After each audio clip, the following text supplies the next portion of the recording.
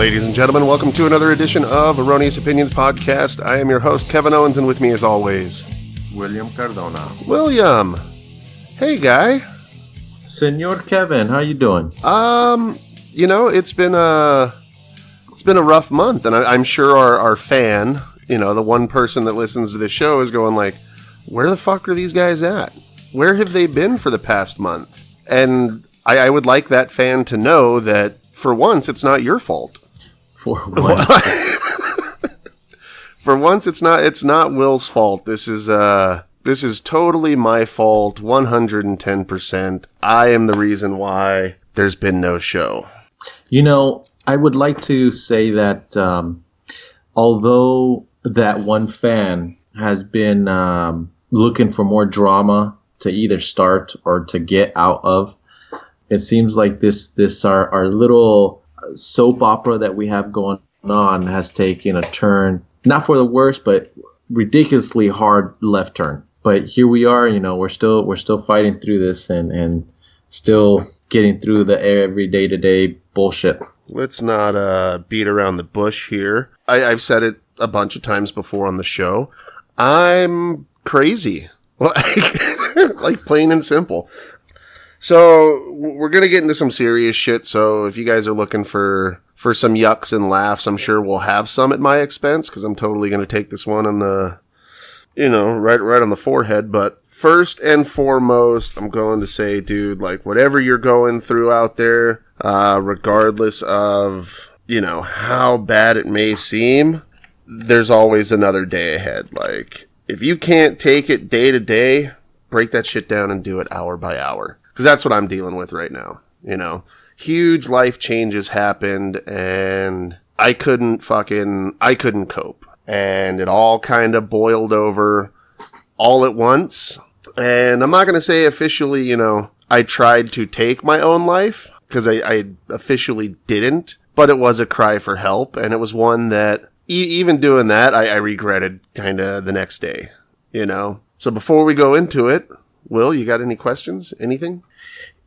Just like always, I'm going to kind of pause or cut into what you're saying from time to time to ask you questions. Probably get the inner scope of, what I like to do is just kind of dissect everything you're saying as much as I can. I guess to start off, I guess it's fair to say that, is it one thing or a multiple of things that kind of happened to you that resulted in you, going into this, I guess, depression, you could say? I think it's, there's been a lot of things. I don't even want to say a lot of things, but there's been things brewing. You know what I mean? Like, for me, which isn't probably the healthiest of ways to deal with shit, is, for the most part, I bury everything. And that shit comes out later on the worst times. Like, there's no good time for this shit to be exposed, but I'll get into it. Like I said, some big things were changing in my life and just didn't understand. Like, I couldn't get what I needed to make sense of the situation. And it was rough, dude. Like, it was a rough week, and just fucking, being in that depressive state, your mind starts to go, 100 miles an hour. The thoughts just cascade and roll into every worst case scenario that they can. You beat yourself up over it, and that's one of those things. Like, we're all inside, we're all our own worst critic. But I think it's a little worse. Like, you're a little more harsh when you suffer from depression and shit like that. So I was sitting there one night, and I've been trying to keep everything off of social media, which I think I've done a good job. Others would say I haven't, but looking at my track record with social media during times of stress like this, I think I've done pretty fucking good, But I was depressed, I was alone, nothing going on, no one home, and I fucking grabbed my pills, grabbed my bottle of Patron. And I was like, fuck it, dude. Like, I'm done. Like, I'm going to cash in the chips, dude. I'm over it. Like, and so I drank the bottle of tequila, but didn't chase it down with the pills. So I fucking just drank my bottle of tequila. And I was okay with that. I was like, fuck it. I'm going to bed now. Tequila tastes good. And I was stupid, though, that I posted up on Instagram because I figured Instagram was my safe bet to at least kind of vent and not have any repercussions from it because nobody follows us. And so I posted up a picture of my Patron bottle that was empty next to my 2 bottles of pills, and I put finished off the bottle with no pill chasers. You know, hashtag maybe next time. And I went to bed. That's it. I went to bed. Woke up the next morning and, you know, William's been here. It's not necessarily a compound, but I keep my fucking gates locked. Unless you're a guest coming over and I know you're coming over, like nobody knocks on my door. It's been 3 years and nobody has ever once knocked on my door, let alone rang my fucking doorbell. Like I have a doorbell that I always thought, you know, like, yeah, I got a doorbell, dude. Does it work? Yeah, it's a fucking loud ass doorbell. When was the last time you heard it? Like the fucking first day we looked at the house. Like, so someone came over. So someone comes over and I'm in the bathroom. Thankfully, I'm not taking a shit because things could have gone really, really bad if I was taking a shit. But I got up and I'm gonna shave my head again. You know, I'm gonna shave my face and just take care of me. And I'm like, oh fuck, dude, I put that thing up on Instagram. And so I had the realization right away that like that was stupid. But I took solace in the fact that nobody pays attention to Instagram, at least for us. Everybody else in the world is like, Instagram's the fucking place to be. So it was my buddy Justin comes over, cup of coffee, was just like, hey dude, just wanted to check on you, see how you're feeling. I'm like, oh, I'm doing good. I literally said, I'm doing good. And I look behind him out the window and the sheriff's department shows up. Holy fuck.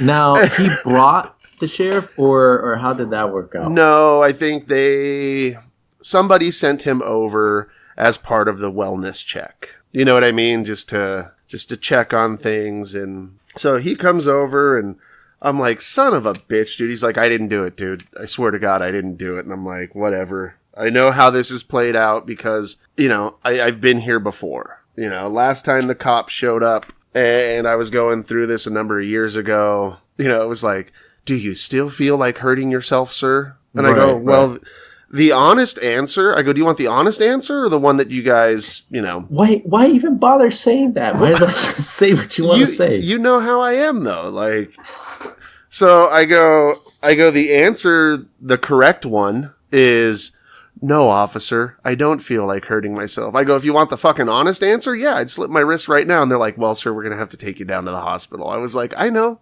So I've already been exposed to that. Like, I understand how it all works. And, you know, the sheriff show up and my gate's locked. And the one sheriff that showed up, I know him. You know, I've had workings with him and he's a good stand-up dude. Like, a lot of people don't like him, but I don't have a problem with him. I respect the guy. And so he came over and he's standing outside of my gate and was like, yeah, we got called for a wellness check. And I go, well, as you can see, I'm well. And right there, like, I don't know, things change, dude. And I don't know why they changed so quickly, but if I truly wanted to just be a dick, which I was fucking cunt hairs away from, was now that you've showed up and seen me, fuck off. You know what I mean? Like, oh, can we come inside? And I should have said no, because there's no reason to.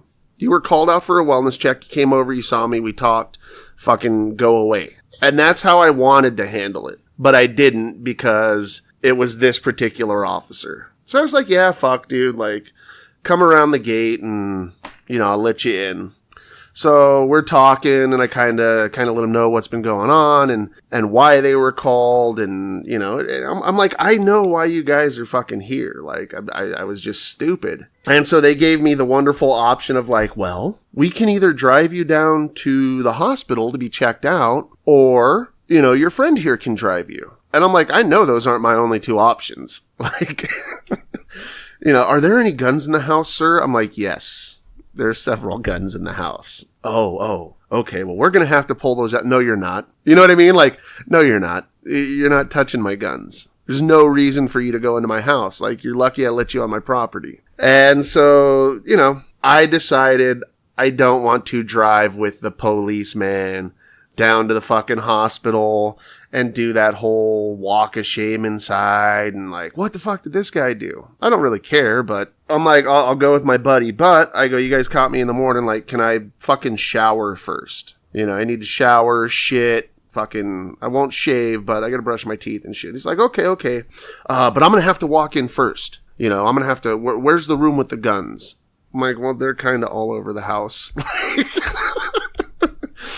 One's here, one's there. Like, I'll just stay out of those rooms. So I grab my shit and I go in the shower. And let me tell you, dude, like, it's not as awkward as having to shower with a bunch of grown men, like in jail or something. But when there's a 6-foot fucking something cop standing outside your bathroom doors, you're trying to wash your balls, and they're like, Mr. Owens, are you okay? Like, dude, I'm washing my balls. Like, give me a fucking second here. You know what I mean? Like, no shit, huh? Yeah, So what would happen if you denied them entry, you denied everything, and you played the, hey, I'm fine, whatever. It was just a little outreach of call. And that's it. Ends. They would have had to have gone away. Bye-bye. Mm-hmm. Like, that's my legal fucking right, dude. You want to come and check on anything else? Like, go grab a fucking search warrant. It seems like they because you invited them, they kind of went, I mean, I don't know. It's hard to say they went overboard because they didn't. No, once I invited them onto the property, like, the game changed. Yeah. So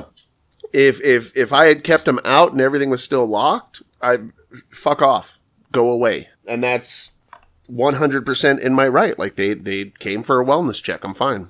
See you later. You can talk to me as long as you want, but as soon as I'm done, like, I'm going inside and you guys got to fuck off. There's nothing you can do. So you finished washing your balls.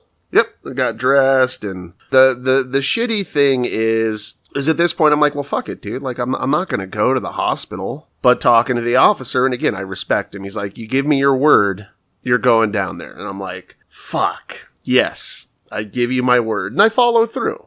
As much as I didn't want to. Because, again, I've been handcuffed to the floor of a fucking hospital with all the other crazy people. And it sucks, dude. Like, but I went down there, and I got checked into the little psych ward back there at the hospital. And let me pause there.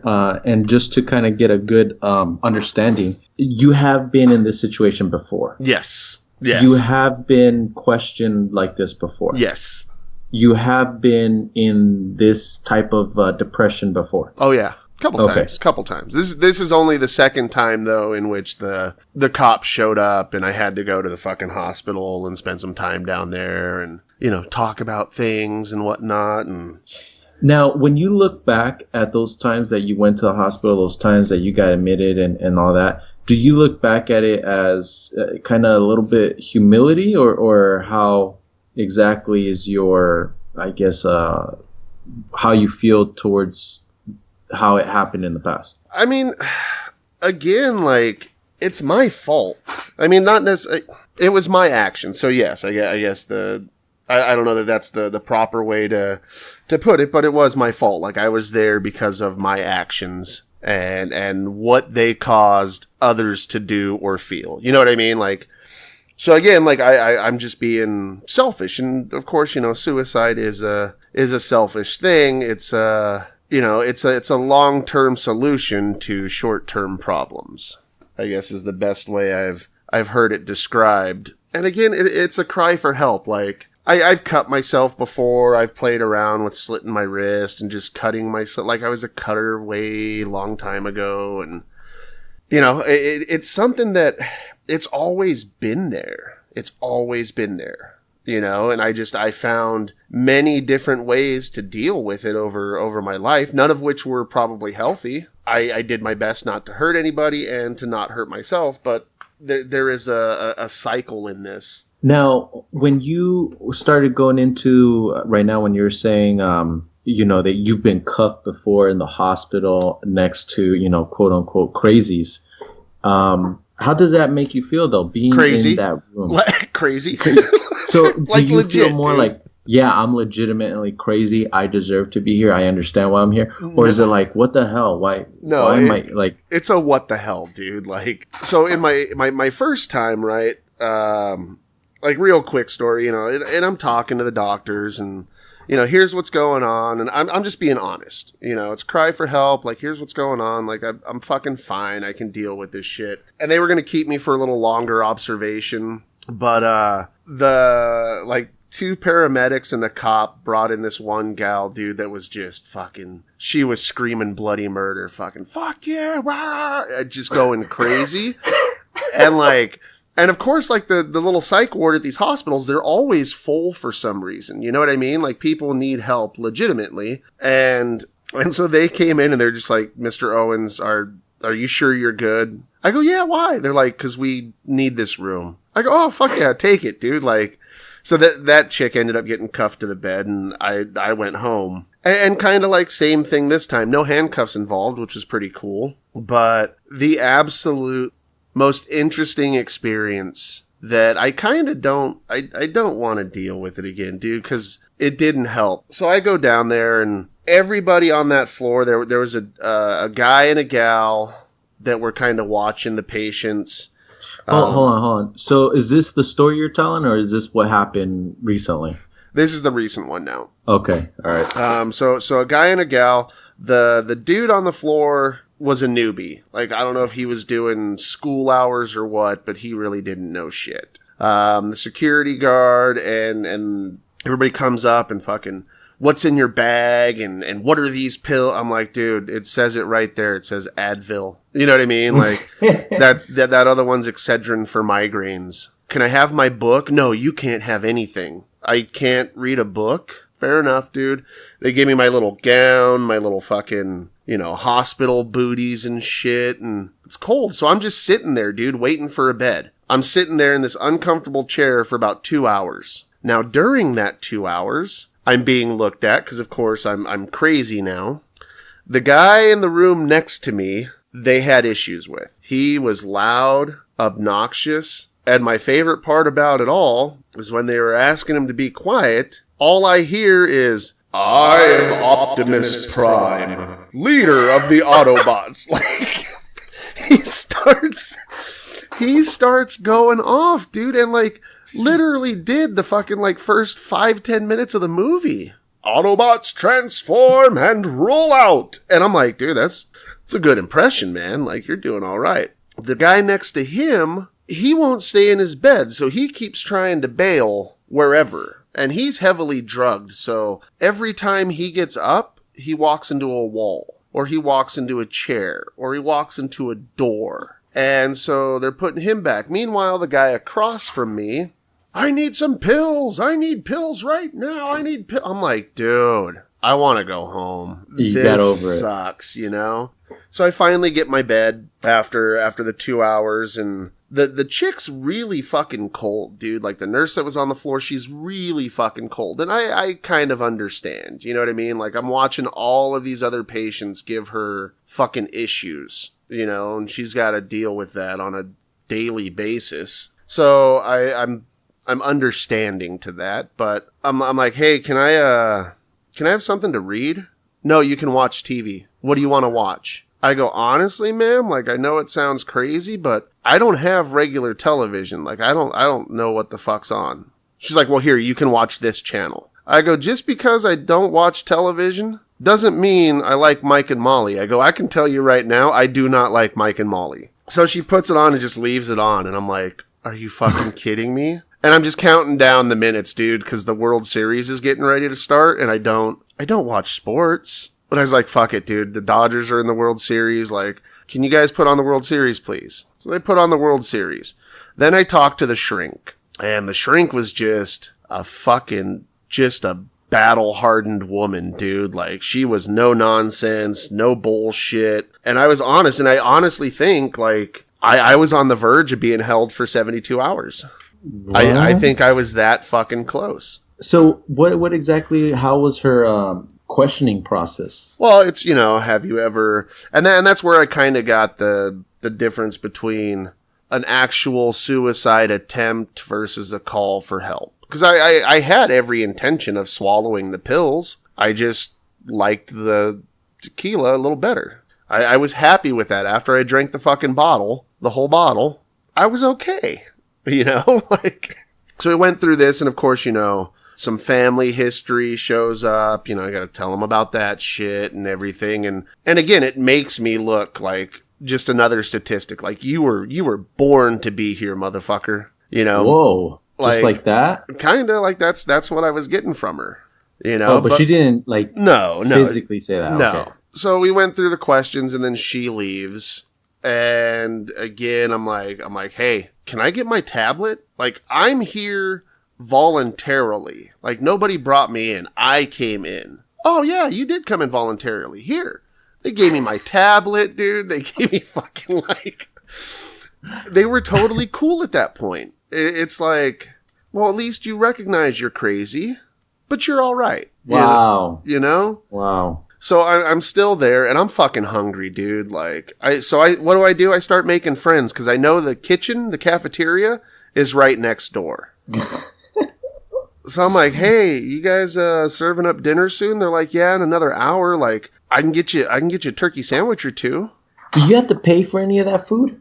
I don't know. I'm sure they tacked it on the bill. You get a bill at the end. Mm-hmm. So one of the gals was super nice. She got me, or not turkey. They were fucking, it was turkey sandwich. So I got 2 turkey sandwiches. I was only supposed to get 1, but I'm a fat dude. I'm smiling. Like, I know how to talk to people. Got an extra fucking Sprite out of the deal, and I was like, right on. So I'm like, well, fuck, they fed me. I should be out of here. Nope.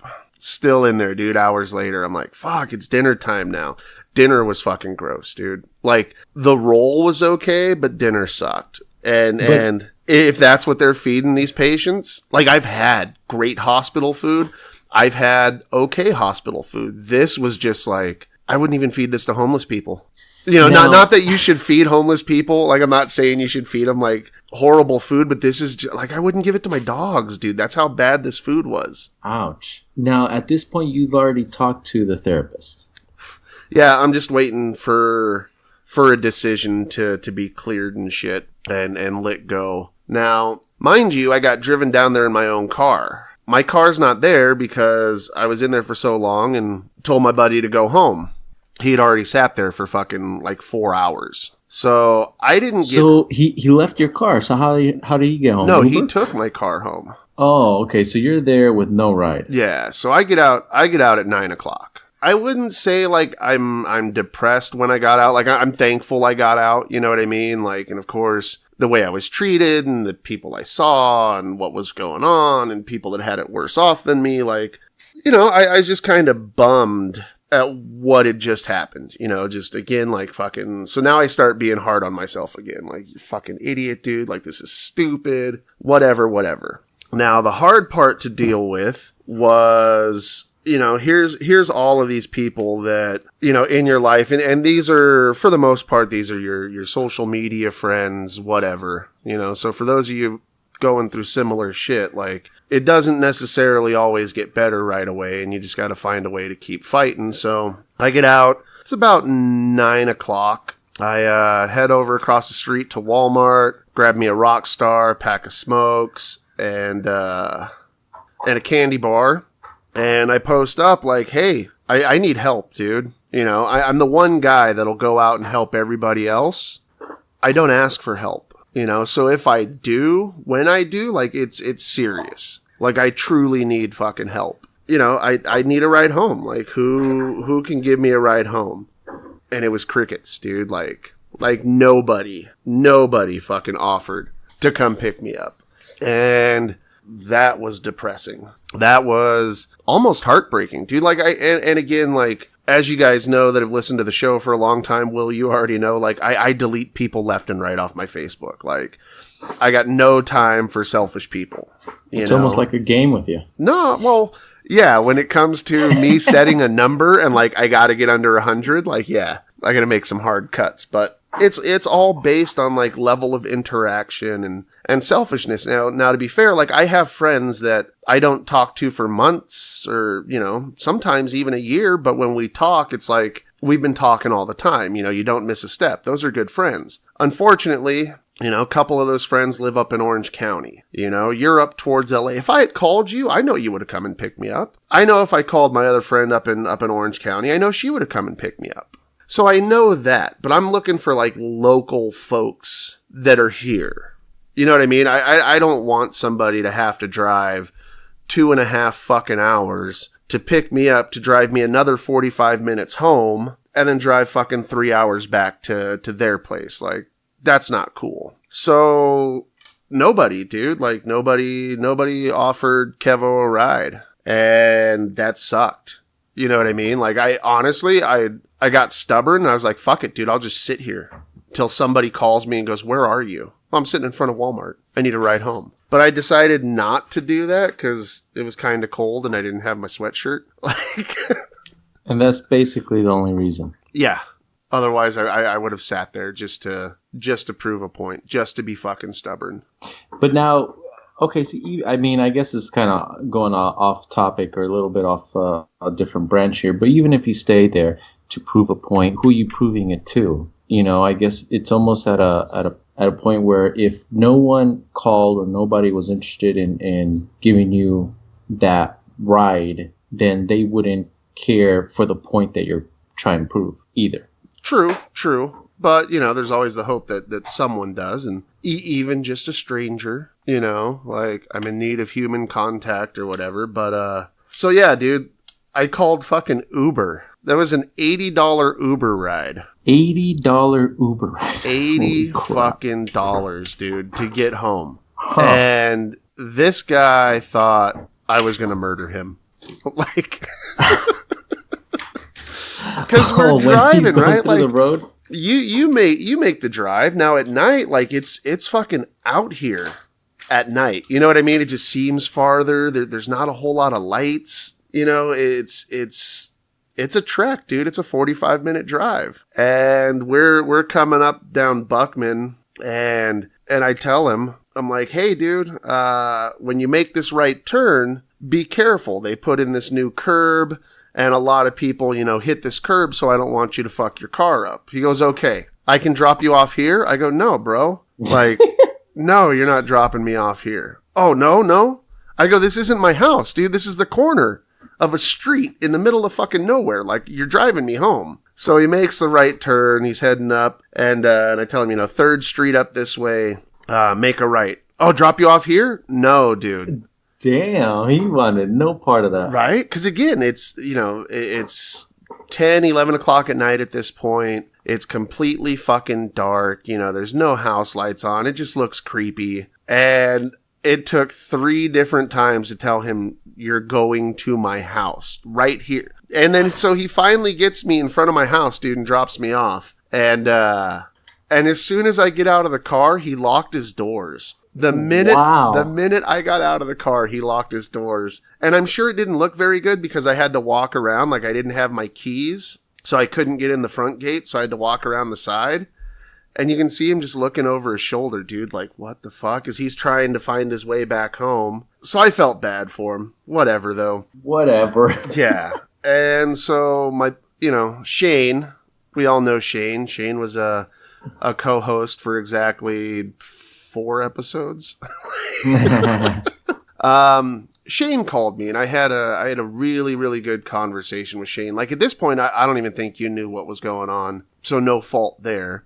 Really, really good conversation with Shane, and kind of. How did he know? He called you, or he showed up? You said. No, he called. Okay, he just called out of the blue. Yeah, I think it's random. Yeah, he there was something, and he, you know, hey bro, like, he called and left me a message when I was in the shrink side of things, and give me a call, just want to make sure you're okay, yada yada yada. So it was good, like put my mind at ease, and I just went to bed, dude. It was a good night's sleep, you know. But again, the next day, like, the problems are still there. That's where I'm at now, is in this working through everything phase. And, you know, it's therapy, and that was it. That was all I was going to do. Is like, I'll just go back to therapy, and that'll be fine. But my old therapist isn't there anymore, so that's a bummer, you know. My new therapist, I don't necessarily like nor dislike, but I'm giving her a chance. The only reason that I'm second guessing this therapist is she's old. You know what I mean? Like, she comes from a different lifetime, a different set of moral values and standards and way of life. And I don't necessarily feel comfortable talking to her like the way I normally speak. Because it's like, because you don't want to offend her? Kinda, yeah. Like, I wouldn't say fuck in front of my grandmother. I mean, she's dead, but you know, if she was around, I wouldn't be saying fuck this and piece of shit that or whatever, you know? Yeah, I guess it makes sense. Like, all right, if I'm there to get help and speak to a therapist, like, I need to be completely just open, honest, and me. I need to be able to convey those feelings the way they're just coming out. But she's sweet as pie, so, you know, I've already done 2 meetings with her, and as an extra added bonus, like, I chose to find a group that deals with anxiety and depression and all of that. And honestly, like, I'm happier with the group. More just I'm overjoyed with the group aspect of things than I am with therapy. So my group I'm going to every week. Now, I have a couple questions about the group. And this is more because I've never been to a group like this, and this more for people that, you know, they don't know a whole lot about these groups. Do you have to pay to attend these groups? No, these are all free, just like community groups, you know. The person holding the group still has some kind of, you know, certification or whatnot, or they've taken some classes in order to be able to run it. But they more or less rely on the interactions of the group members, you know, to... How did you find the group? I just looked it up online because there was, you know, when I got out of the hospital, they gave me a packet. Pamphlets? Yeah, with some paperwork and shit. And, you know, the ones they were offering, you know, they're just inconvenient times. You know, we meet, you know, from 11:30 to 1:30 every, you know, Wednesday and Friday or whatever. Well, fucking people work, dude. It's not like every person in need of help doesn't have a fucking job. Like, I have to work. I need this help, and that help's not there for me through these means that you guys are providing me. So I went online and found the groups that the hospital was offering, but just in another place. So I was looking at La Jolla, and I'm like, dude, I'm not driving to La Jolla. And I started looking around and, you know, found one in El Cajon, and I'm like, all right, I'll go to this one. And, you know, that first night, like, there's a lot of... I'm sitting in the car because I'm 2 hours early. Because, again, I got nothing going on, and I'm 2 hours early, so I go and grab me some In-N-Out. You know, food always makes me feel better, so I go to In-N-Out, and then I just sit there and read, but I'm having more anxiety about going into a fucking group that deals with anxiety and depression. Like, I'm freaking out, dude. Like, I'm ready to leave and just fuck this, and I can't deal with it. What's to freak out? Like, what causes your that moment of anxiety? I don't think anything necessarily causes it. Like, I mean, part of the trigger, at least for me, I think is stubbornness and ego.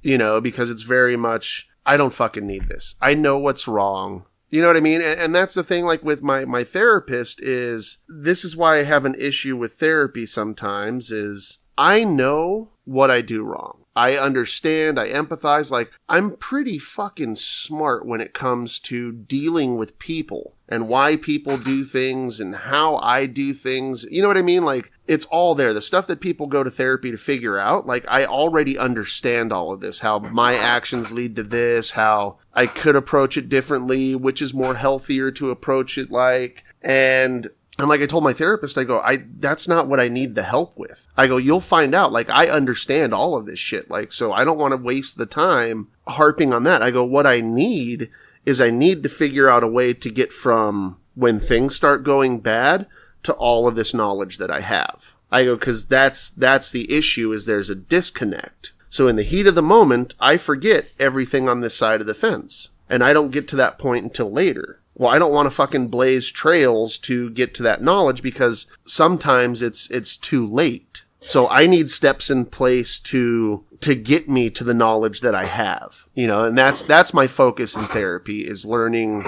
new tools to get me to the information and the tools that I already have.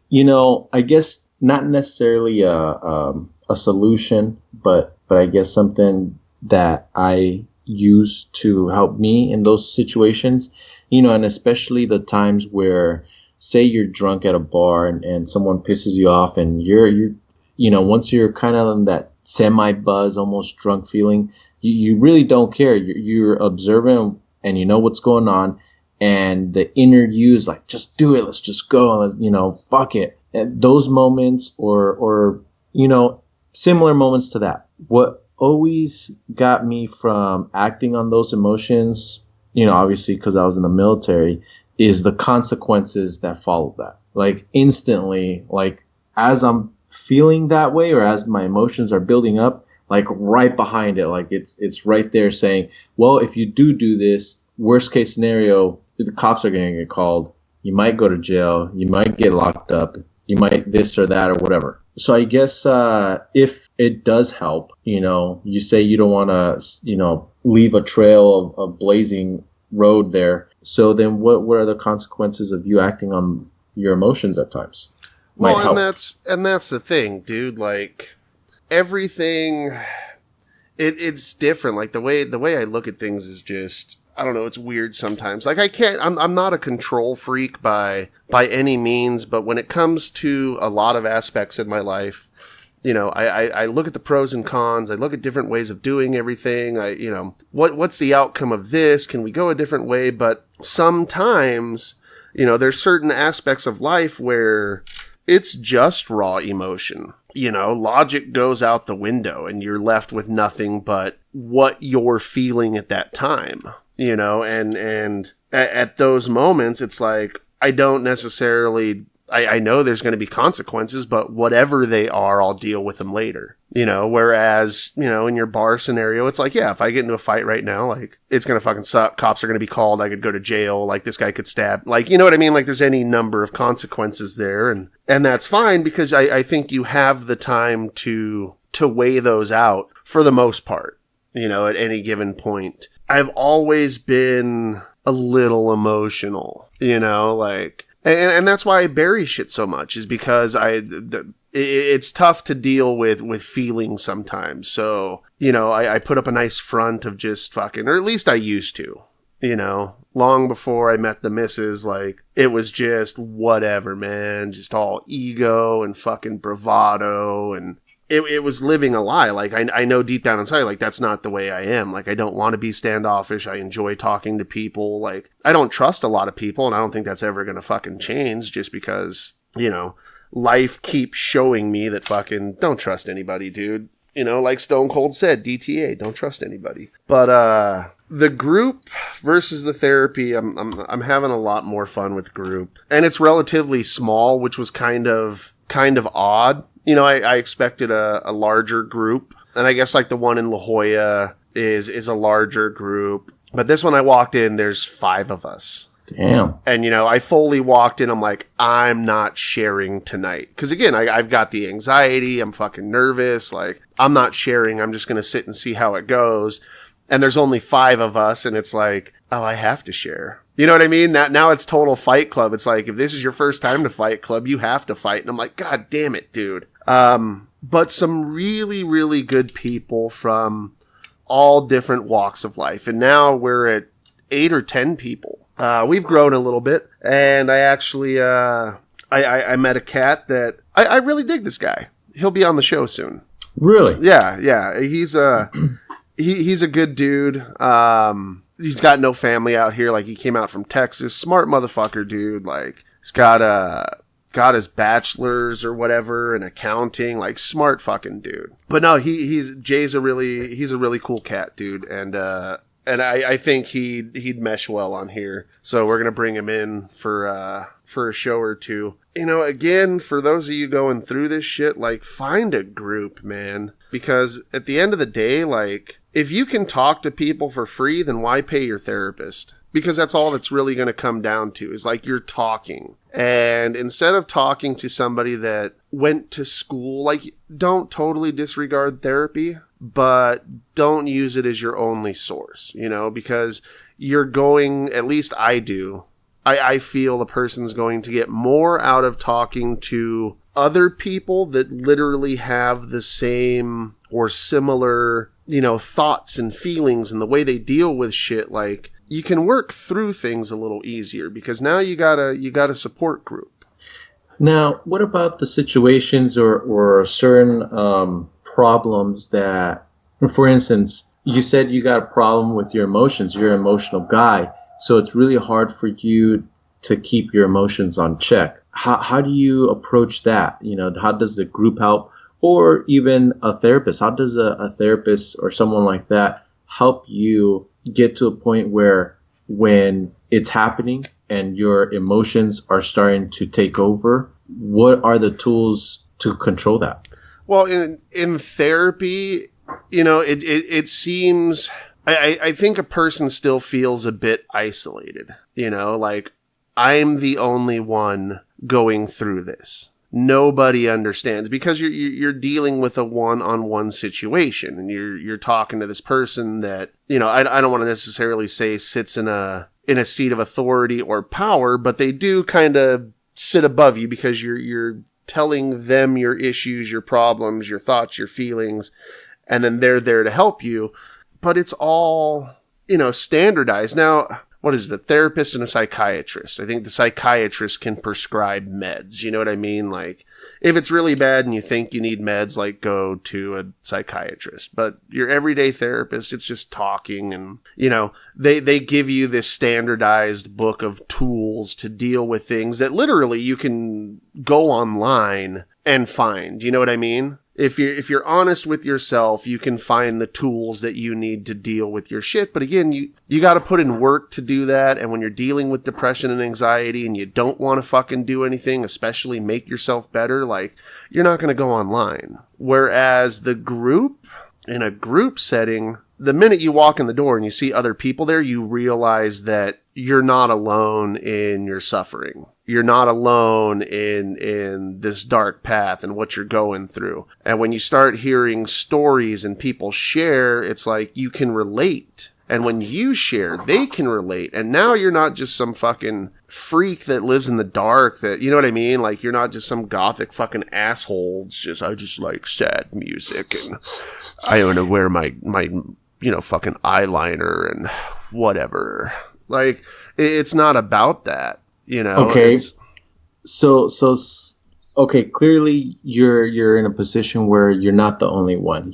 This isn't abnormal. I'm not the only, X-Man, with these problems. So once you get to that realization that it is normal, more people go through this than I thought, and it's okay, and you start becoming comfortable with these, I guess, issues, it still doesn't resolve how it plays out in your life. Well, I mean, not at first, like, again, it's all what you're taking away from it. And like I said, when you go to your therapist, it's like, when you leave, all you're taking away is a piece of paper that says step 1, step 2. And it's a total disconnect because there's no, like, when you read some of these tools, it's just like that doesn't fucking apply. That doesn't make sense. Versus hearing it from somebody else, like seeing them break down and cry, or, you know what I mean? Like actually seeing and feeling somebody else's emotions and being able to put them up there with your own. You learn things. You can ask questions now. Hey, I went through a similar thing. When you went through this, like, how did you deal with this afterwards? You went through this and I'm just now going through that. Like, so you have immediate feedback, and again, it's not just a piece of paper that somebody, I'm here to listen to you, here's your paper, and thanks for, whatever your copay is or whatever the fucking charge is.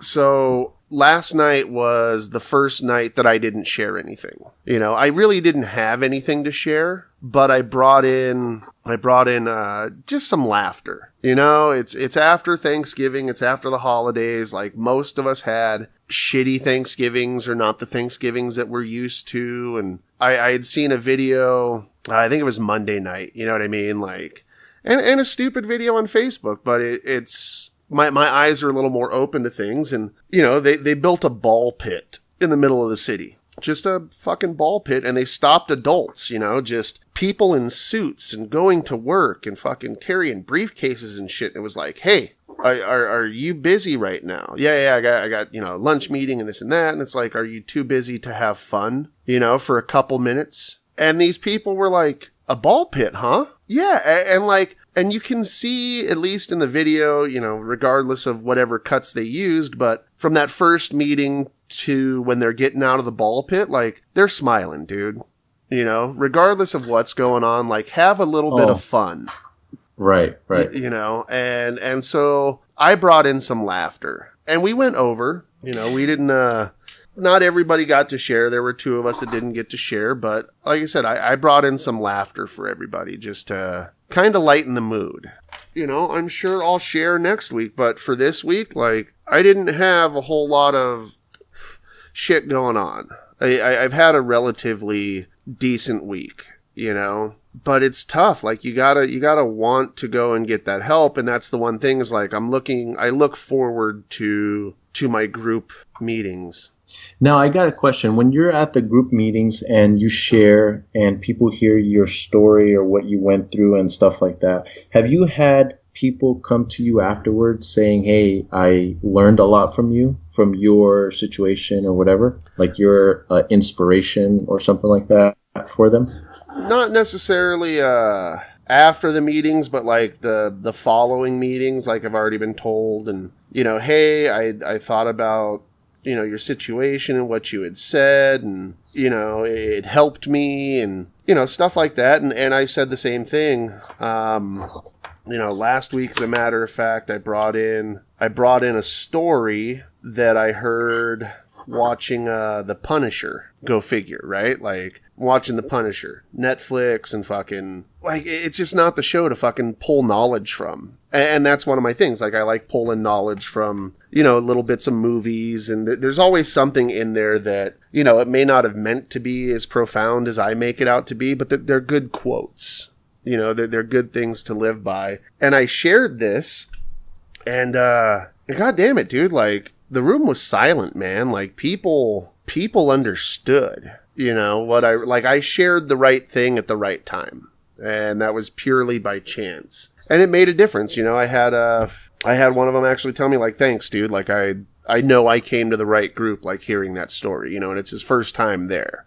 And the story originally was written in regards to soldiers and PTSD, you know, in its original form. And there's still haven't been able to find out, like, who actually wrote it. It's just kind of one of those unknown writings that lives on the interwebs. And I'm sure elsewhere. I don't know how old it is. I haven't been able to find that out. But you can insert, you know, pretty much your struggle. You know, whether it's PTSD or depression, anxiety, like whatever it happens to be, this story resonates through all of that. And it's not necessarily the problem itself, but the message behind it. So if you don't care, I don't know what your time frame looks like, but I'm going to share it for those out on the web that may need help. Yeah.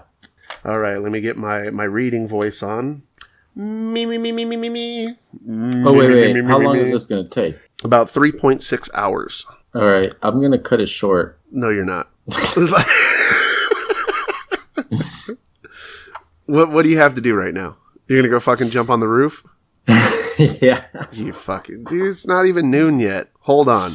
This story is important for people. All right. Ready? Here we go. All right. So a soldier with PTSD fell in a hole and couldn't get out. A senior NCO went by, and the soldier with PTSD called out for help. The senior NCO told him to suck it up, dig deep, drive on, then threw him a shovel. But the soldier with PTSD could not suck it up and drive on, so he dug the hole deeper. Senior officer went by, and the soldier with PTSD called out for help. Senior officer told him to use the tools your senior NCO has given you, and then threw him a bucket. But the soldier with PTSD was using the tools his senior NCO gave him, so he dug the hole deeper and filled the bucket. A psychiatrist walked by. The soldier with PTSD said, "Help, I can't get out." The psychiatrist gave him some drugs and said, "Take this. It'll relieve the pain." Soldier with PTSD said thanks, but when the pills ran out, he was still in the hole. A well-known psychologist rode by and heard the soldier with PTSD cries for help. He stopped and asked, "How did you get there? Where were you born? Did your parents put you in there?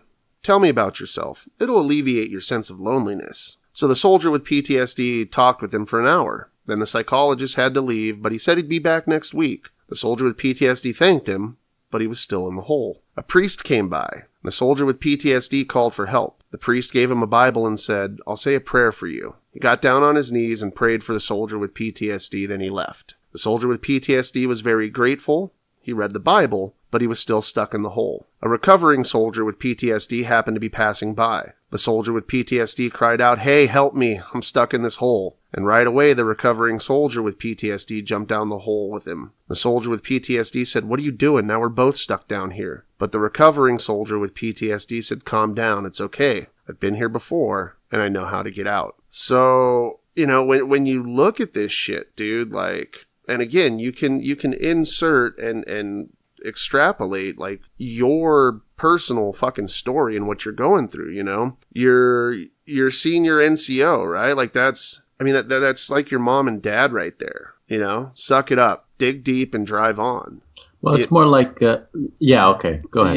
You're the senior officer, like, those are your friends, or vice versa. The senior NCO, maybe it sounds more like your friends, just dig deep, dude, drive deeper, fucking do what you need to do. And then, the senior officer kind of, from what I'm seeing, that's like your folks.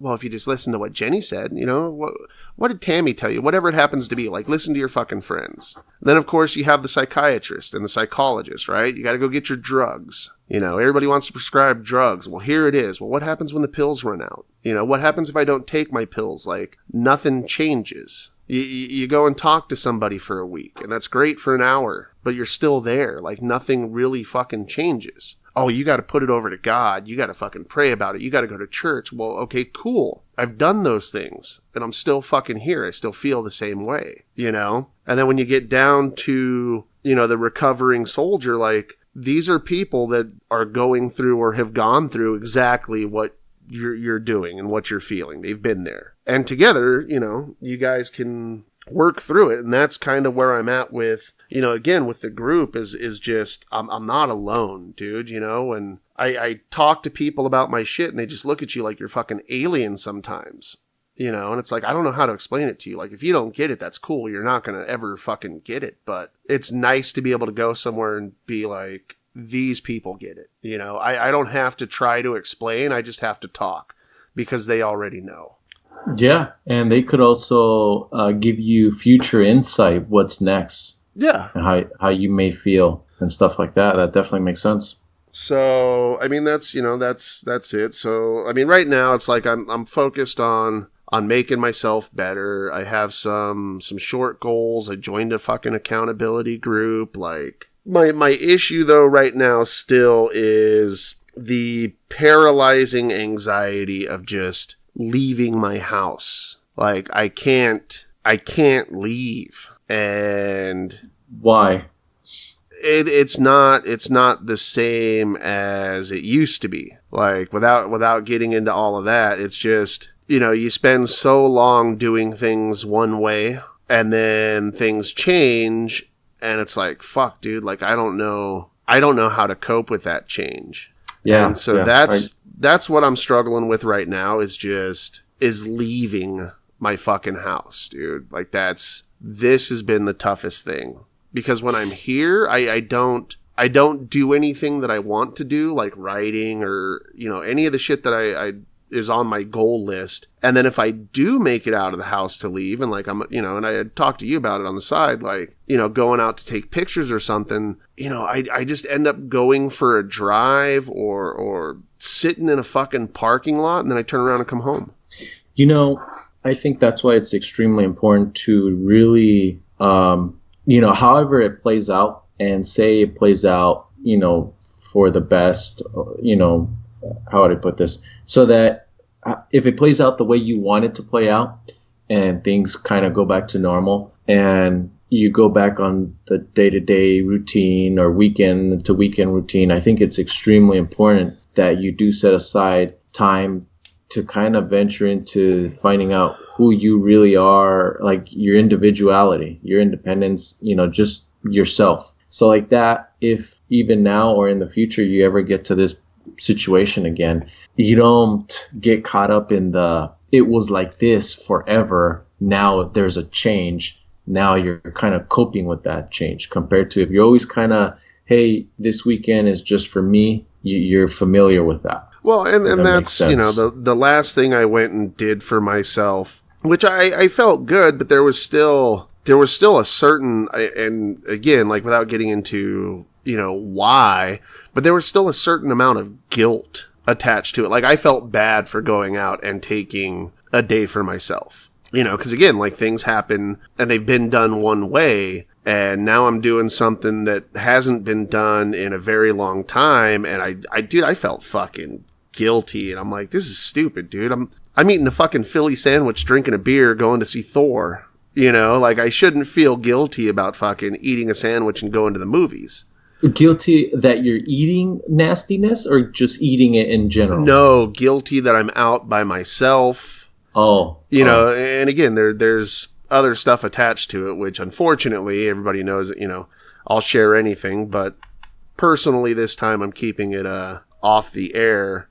So, I mean, for anybody out there struggling, like, you're not alone at all. It may seem like it's overwhelming, but the best thing you can do, is number one, if you have to, like, call a suicide prevention number. If you're at that point, even if you don't think you are there, but you're looking at that, like, just call and talk to somebody. We all have one person, at least one person that we can truly be honest with, that's honest with us. Reach out to them and just, let them know, because it'll change things, it'll make a difference. You're not alone. Here I am, I'm going through this, other people are legit going through this. And don't suffer, man, or at least alleviate some of that suffering. And I don't know, like, get some help. Look on Meetup. That's where I found this group, was Meet, MEET, up, UP.com. And there's, holy shit, man, like there are a bunch of fucking groups out there that if you're going through anything, you can find a group for that, You're going through a divorce, a separation, you're struggling with depression, anxiety, you're looking for, single moms group or single dads group or whatever it fucking happens to be. Meetup's a great place to start looking. And a lot of the people so far have been great people. And I'm going to throw this out there that if you've stuck with us this far and made it this far into the episode, I commend you. Fuck, I'll talk to you, I don't know if you necessarily want that, but I am a stranger, and sometimes it is easier to talk to strangers. Like I'll be your priest. I'll sit behind a little wooden confession box, and I may not answer at all hours of the night, but I'll do my fucking damnedest. I'll do my best. I will get back to you. That I can promise you. So hit us up on the Erroneous Opinions hotline at area code 760-239-7995. You can also send us an email at erroneousopinions@gmail.com. So reach out to me. My name's Keven. You know that because I said it at the beginning of the show. That was the dumbest thing I said this whole fucking episode. I could agree. That's probably the dumbest. And for everybody else, follow us on Twitter at Erroneous Words. Check us out on Instagram at Erroneous Words. Check out our Facebook page, Erroneous Opinions Podcast. And for all things erroneous, check out the website, www.erroneousopinions.com. Rate and review the show, please. It really helps us out. We got, we're moving and shaking once I get back on a regular fucking schedule here, but there's some big things that I want to try, William. I'm going to put together a list. Got some things that, one, may help me deal with my anxiety on getting out, because if it's for the show, I'll go do it. You know what I mean? Like, so at least I have that, because the show is one of those things I'm focused on and my goals and everything. So yeah, just again, like, if you need help, you need someone to talk to, man, like, reach out, dude. Don't do anything stupid, you know? It's a tough one to say, but I understood how it was looked at this way. Suicide is an option. It truly is. It's just not the only option, you know? And it's kind of empowering to know that, you know? Suicide isn't the only option. It's a final solution, but it isn't the only option you guys got. And I've been there, and I'm still here. And if you can't do it day by day, knock that shit down and just do it hour by hour. That's all you got. Will, anything else? You gonna fucking tell a knock joke or something? Try and bring the room back up? It's tough to follow up on that one. And honestly, I not really. I just tried to, like I said, open up doors that, you know, I think were important to open up, that I thought I could foresee. But this is, you know, not like I am, but this is probably one of the few areas that I'm not really, I'm not my forte, not my thing, but I try my hardest to understand. Well, and I think part of that too, though, like, and I mean, the studies about it, like you're an active dude. You know what I mean? Like, you work out, you dance, you know, like you have endorphins pumping through your shit as it is. You know, you've got the fucking happy juice coming from your brain because of certain things like this. And for anybody with, you know, mental health issues, like a lot of the studies say, get out there, even if you just go for, you know, walking your dog, like, get outside mainly is the big thing. Get outside, you know, and you don't necessarily have to go join a gym. Like, any park has a fucking pull-up bar. You can do push-ups at home. You can do sit-ups at home, though nobody likes doing sit-ups, you know. But yeah, as long as you're honest and real with yourself about it, like, the most important thing, just get outside. And that's what I'm working on right now. Just get outside. So we'll check in next week. Yeah, absolutely. With the adventures of Crazy Kev. Yeah, can't wait. So for this week, I'm Kevin Owens. And William Cardona. Remember, kids, opinions are like assholes. Everybody's got one. Just keep yours erroneous.